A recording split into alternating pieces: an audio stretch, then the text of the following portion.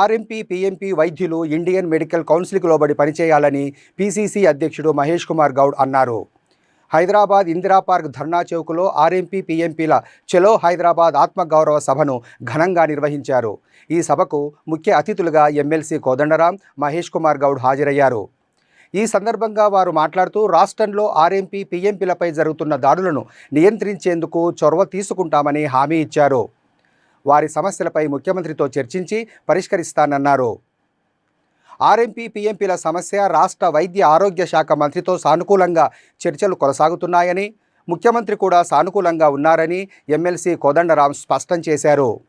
శిక్షణ పొందిన 13,000 మంది కమ్యూనిటీ పారా మెడికోస్ సర్టిఫికేట్స్ అందించేలా చర్యలు తీసుకుంటామని ఆయన హామీ ఇచ్చారు. మీరు అనుకుంటారు కదా మేము వచ్చింది, మీరు ఓట్లేస్తేనే కదా మేము వచ్చింది. మీరు ఏ ఆశలు, ఏ కాంక్షలతో అయితే కాంగ్రెస్ ప్రభుత్వాన్ని ఎన్నుకున్నారో ఆ దశగా ప్రభుత్వం పనిచేస్తుంది. ఇవాళ 10 ఏళ్ళు చేయలేని వారు వచ్చి మీకు మేమేదో ఎలగబెడతామని చెప్తా ఉన్నారు. ఏంటి ఎలగబెట్టేది? ఏముంది వాళ్ళు చేయడానికి? ఏముంది వాళ్ళ ద్వారా? వచ్చిన ప్రతి వాడిని అడగలు. మీరు 10 ఏళ్ళు ఏం చేశారు? 10 ఏళ్ళు దీని మీద ఎందుకు దృష్టి సాధించలేదు? ఇదే కాదు, చాలా మంది ఉద్యోగస్తుల సమస్యల్ని అసలు కన్నుతో కూడా చూడకుండా జారవిడిచిన సందర్భం. ఇవాళ వచ్చి మేము ఇది చేస్తాం, అది చేస్తాము. ఇలా మేనిఫెస్టోలో పెట్టాం, మేము బీసీలకు రిజర్వేషన్ ఇస్తామని. ఇచ్చినామా లేదా? కుల సర్వే చేసినాం. ఎవరు చేయలే ఈ దేశ చరిత్రలో, భారతదేశ చరిత్రలో, స్వాతంత్ర భారతదేశ చరిత్రలో కుల సర్వే ఎవ్వరు చేయనటువంటి పని ఇలా రెడ్డి సామాజిక వర్గం చెందినటువంటి ముఖ్యమంత్రి మన రాష్ట్రంలో చేసి చూపించినారు. రాహుల్ గాంధీ గారి కోరిక మేరకు చట్టబద్ధత ఇవ్వబోతాం రిజర్వేషన్లో. దాంట్లో వస్తున్నారని చెప్తారని మీరు 10 ఏళ్ళు ఏం చేశారు? 10 ఏళ్ళు ఎందుకు చేయలేకపోయినారు? ఇలా ప్రతి అంశంలో వారు చేయలేంది ఏదైతే చేస్తామని చెప్తే నమ్మే పరిస్థితులు మేము లేరు. చేసే చిత్తశుద్ధి కాంగ్రెస్ పార్టీకి ఉంది. అది మీ సమస్యకు వచ్చి తర్వాత చాలా సమస్యలు. ఇవాళ గాంధీ భవన్ తలుపు తట్టిన ప్రతి వాడికి న్యాయం చేసే దశగా మేము ప్రయత్నం చేస్తూ ఉన్నాం. మంత్రితో మాడుతూ ఉన్నాం, ముఖ్యమంత్రితో మాట్లాడుతూ ఉన్నాం. ఎక్కడికక్కడ ఏ సమస్య ఎట్లున్నా పెద్దలందరితో సమాలోచన చేసి దాన్ని ఛేదించే ప్రయత్నం చేస్తూ ఉన్నాం. మీ సమస్య తీవ్రత మీరు ఇంత నిశ్శబ్దంతో, ఇంత డిస్తో కూర్చుంటే మాకు అర్థమవుతా ఉంది. డెఫినెట్గా దీని మీద పొద్దున నేను మినిస్టర్ గారితో మాట్లాడాను. వీరంత తొందరగా కోదండరామ్ గారు మేము మీ నాయకులను పిలుస్తాం. ఒకటి కమిటీ వేసే దేశం అంటే ఏది ఉన్నా మనం ఒక మంచి పని చేయాలన్నా దానికి చట్టబద్ధత ఇవ్వాలి, ఫుల్ ప్రూఫ్గా చేయాలి, పగడబందీగా చేయాలి. ఆషామాషి చేస్తే మళ్ళీ నిలవదు. సో పగడబందీగా చేయాలి. కాబట్టి ఏ రకంగా చేస్తే బాగుంటుందో పెద్దల సలహాలు, సూచనలు తీసుకొని వీలైతే 2-3 రోజులు దామోదర నరసింహ గారితో మీరు రండి, నేను కూడా వస్తాను, మాట్లాడదాం, కోదండరామ్ గారిని తెలుసుకుందాం. ఈ సమస్యను ఏ రకంగా సాల్వ్ చేస్తే ప్రజలకి న్యాయం జరుగుతుందో ఆ దశగా చేసే ప్రయత్నం చేద్దాం.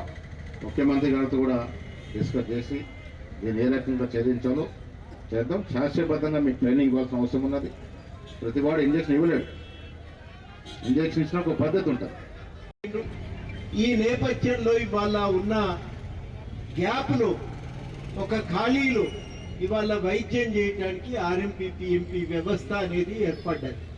ఈ వ్యవస్థ ఇవాళ అనివార్యమయ్యా. ఇది గ్రామీణ స్థాయిలో ఉన్నది. ఇది రద్దు చేసేద్దామని మనం కోరుకోవటము ఇవాళ సమంజసము కాదు, అది సాధ్యమయ్యే విషయము కాదు. అది ఎందుకంటే అది గ్రామాల్లో ఉన్న దాంట్లో ఉన్న ఖాళీ నుంచి పుట్టుకొచ్చిన వ్యవస్థ. డాక్టర్ గారి మాటల్లో చెప్పాలంటే సమాజం తనకు తానుగా రూపొందించుకున్నటువంటి వ్యవస్థ. ఈ వ్యవస్థ ప్రజల అవసరం ఉంది కాబట్టి అది ఏర్పడింది కాబట్టి అది కొనసాగుతున్నది. ఈ కొనసాగుతున్న వ్యవస్థ ఇప్పుడు కొంతకాలం అయితే ఇది లేకుండా వైద్యం అందటం సాధ్యం కాదు అనేది నాకంటే చాలా బలంగా తానే డాక్టర్ అయి ఉన్న గోవింద్ రెడ్డి గారు విపులంగా చెప్పారు. చెప్పిన తర్వాత మనకి ఇంకా దాని మీద అనుమానాలు ఉండవలసిన అవసరం లేదు. నిజానికి ఇవాళ ఈ ఏర్పాటు కూడా డాక్టర్ అయినటువంటి రాజశేఖర రెడ్డి గారి నిర్ణయం తీసుకున్నారు. ఆ నిర్ణయానికి ఆయన రావటానికంటే ముందు ఆయన డాక్టర్లతో సంప్రదించారు. మార్చి నెలలో డాక్టర్లతో సంప్రదించి వాళ్ళతోని ఒక అభిప్రాయం తీసుకున్నాక అప్పుడు ఆయన ఒక కమిటీ వేశారు. ఆ కమిటీలో ఐఎంఏ ప్రతినిధులు ఉన్నారు, మెడికల్ కౌన్సిల్ ప్రతినిధులు ఉన్నారు, ఇతర డాక్టర్లు కూడా ఉన్నారు, ప్రఖ్యాతిగాంచిన డాక్టర్లు కూడా దాంట్లో సభ్యులుగా ఉన్నారు. అందరు కూడా దాదాపు సంవత్సరంన్నర కృషి చేసి ఆర్ఎంపీ పిఎంపీలకు శిక్షణ ఇచ్చి కమ్యూనిటీ పారామెడిక్స్ గా వాళ్ళందరినీ అభివృద్ధి చేయాలి. అభివృద్ధి చేస్తే అటు గ్రామీణ స్థాయిలో సరైన వైద్యం బలోపేతం చేయాలి అని వారు ఒక నిర్ణయం తీసుకోవటం జరిగింది.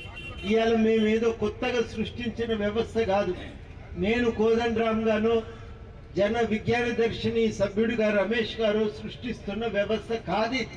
ఇది ఉన్నది, నేను సృష్టించిన వ్యవస్థ కాదు. ఈ వ్యవస్థను సృష్టించమని నేను అడగట్లేదు. ఇవాళ ఉన్న వ్యవస్థ నియంత్రించటానికి, సరి అయిన వైద్యం అందించటానికి దానికి కావలసిన శిక్షణ ఇవ్వాలి.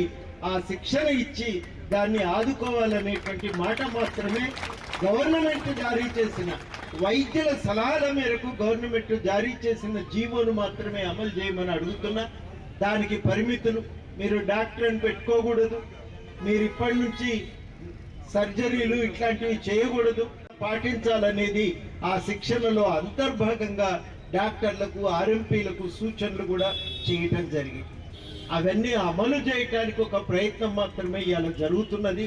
దీన్ని మనం ఐఎంఏకు వ్యతిరేకంగా, ఎంబీబీఎస్ విద్యకు వ్యతిరేకంగా జరుగుతున్న కుట్రగా చూడవద్దని మాత్రమే విజ్ఞప్తి చేస్తాం.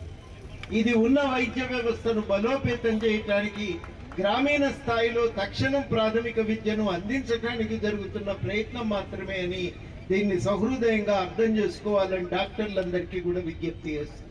అర్థం చేసుకోవాలి, ఇది లేకపోతే నడవదు. చాలా విపులంగా గోవింద్ రెడ్డి గారు చెప్పిన తర్వాతనే నా వివరాల్లోకి పోవలసినటువంటి అవసరం లేదు. చాలా స్పష్టంగా రద్దు చేస్తే ఇవాళ పోతుందా, ఇది పోయేది కాదు. కాబట్టి దీన్ని నియంత్రించడానికి ఒక వ్యవస్థ ఏర్పాటు చేయటమే చాలా కీలకం. మీరు వైద్యానికి శిక్షణ ఇవ్వండి, సర్టిఫికెట్ ఇవ్వండి, వాళ్ళు తమ పరిధిలో వైద్యం అందించడానికి కావలసిన సహకారం అందించండి, గ్రామీణ ప్రజల యొక్క అవసరాలను తీర్చండి అని మాత్రమే మనం ఇవాళ విజ్ఞప్తి చేస్తున్నాం. ఈ విజ్ఞప్తిని గుర్తిస్తారని కూడా నేను అందరినీ డాక్టర్లందరినీ కోరుకుంటున్నాను.